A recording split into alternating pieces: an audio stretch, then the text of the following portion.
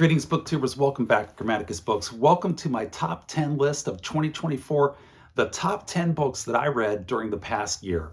Now, a couple of caveats on this list. One is that there's no rereads.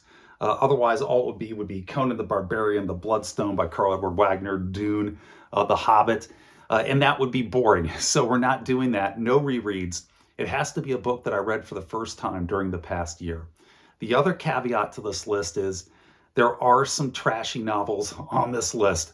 There are some books here that would fall into the trash zone. They're not the most expertly written books on the face of the planet.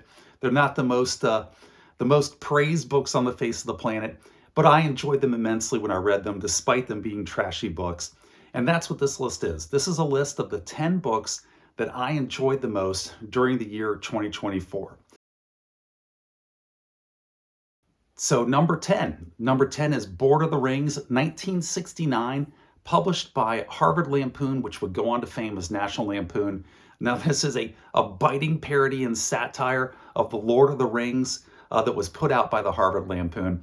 If you enjoy Monty Python style humor, if you're a fan of the Lord of the Rings, this is a no-brainer. It is just slapstick humor, making fun of the Lord of the Rings from start to finish. It was laugh out loud funny. It really brought up my spirits during the last year at a time when I needed it the most, and it pulled me up by my bootstraps, and it gave me a breath of fresh air with its humor. I highly recommend it. Number 10, Board of the Rings, which gets us to number 9. Number 9 is Planet of the Apes, 1963 by Pierre Boulle, which follows the adventures of its hero, Ulysses Moreau, who is a scientist working in the year 2500. His journal is found floating through the depths of space by the spacefarers Jin and Phyllis, who then read it and they recount his adventures as he goes out into space and lands upon the Planet of the Apes. Planet of the Apes, everybody knows it. This is the book that inspired all of the movies, an entire franchise. It's excellent. It is a bit pulpy, which is why it's a little further down on my list, but it comes in at number 9. That is Planet of the Apes. Which gets us to number 8, which is The Prestige, 1995 by Christopher Priest. I just read and reviewed this book on the channel here. It is an excellent book. It follows the feud of two stage magicians who are working in Victorian England, and that is Alfred Borden and Rupert Angers. And they have a feud that consumes them and destroys them.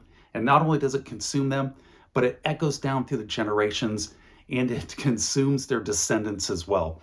And it starts off as a period drama in Victorian England. It sort of morphs into a science fiction novel, and then it finishes up as a straight up horror novel, and it is excellent. And that's why it comes in at number 8, which gets us to number 7 on the list for the year of 2024, the best books that I read, and that is Casca the Legionnaire. Now this definitely falls into the trash category. It's written by Barry Sadler, Staff Sergeant Barry Sadler of the Green Berets. It's number 11 in his Casca series, and it is Barry Sadler, who was a Vietnam veteran, writing about the French Foreign Legion fighting in Indochina, aka Vietnam, with his hero Barry Sadler. And in this book, at this time, he's going under the name of Carl Longer. And this book is just an adventure ride from start to finish, written by a man who knows how to write war combat in Vietnam.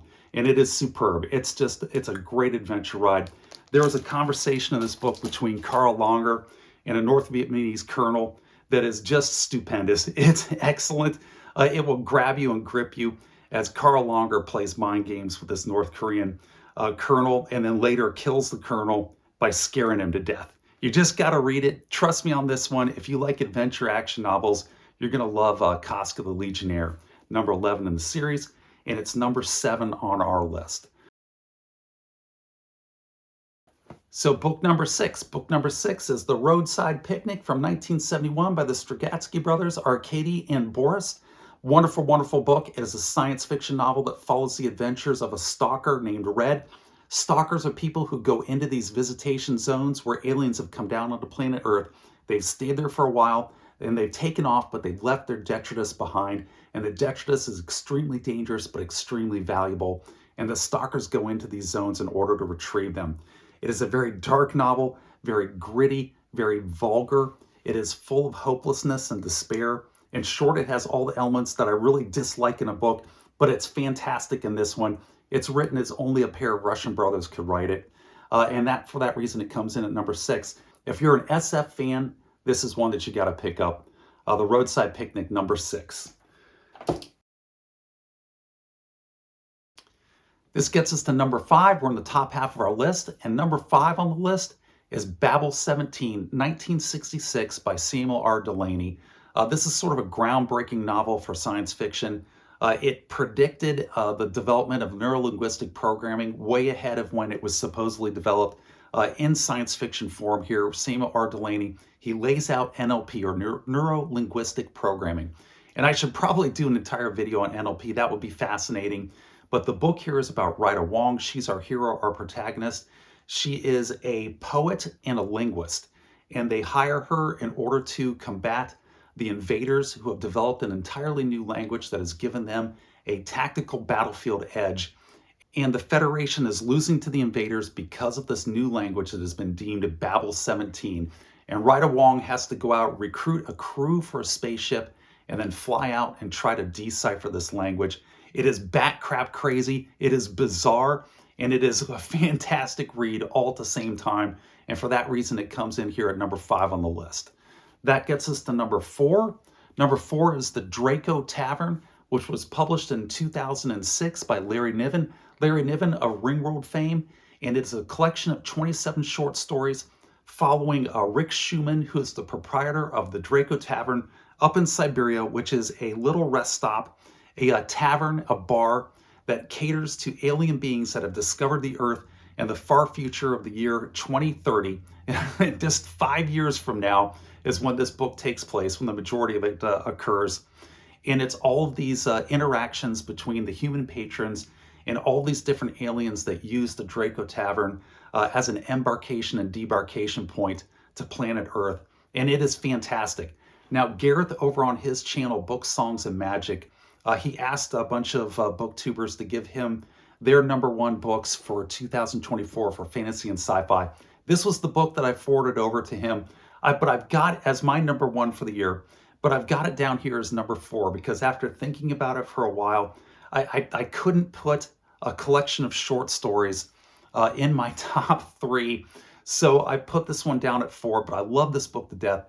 When I finished the 27 stories, I wanted more. I was disappointed that there weren't more Draco Tavern stories, and that's always the mark of a good book. And that's why Draco Tavern comes in here at number 4 on the list. So this gets us to the top 3 on our list, and coming in at number 3, published in 1984, is The Black Company by Glen Cook. Now, Joseph, over on Joseph Reads Books, he really clued me into Glen Cook and The Black Company this year. And based on his reviews over on his excellent channel, I went out and I got the eponymously named Black Company, the first in the series. This is a series of, I think there's 10 or 12 of these books. And I read the first one, which is Black Company. And it is just a great read. I really recommend it. It is dark fantasy in a fantasy world that is engaged in a massive war, where you have these lords, these sorceress lords that are almost demigods that are working their sorcery at the strategic level to shape the battlefield. And then you have these small units like the Black Company that is a band of mercenaries working with their hedge wizards and fighting these battles in this fantasy warfare that Glen Cook has created. It is very dark, it is very gritty, and it is a wonderful read. I highly recommend it. If you like dark fantasy with a military bent, you can't go wrong. Glen Cook is he's a bit hit and miss. There are some Glen book novels out there that just, frankly, they just aren't good. But then he has a couple of series like this and the P.I. Garrett series that are good reads that I do recommend. And this was one of the best ones that I read this year, which is why it's at number 3, and that's The Black Company.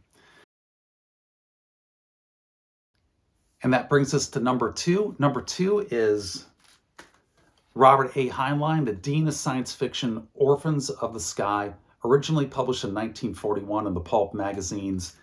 And when it was originally published, it was published under the title Universe.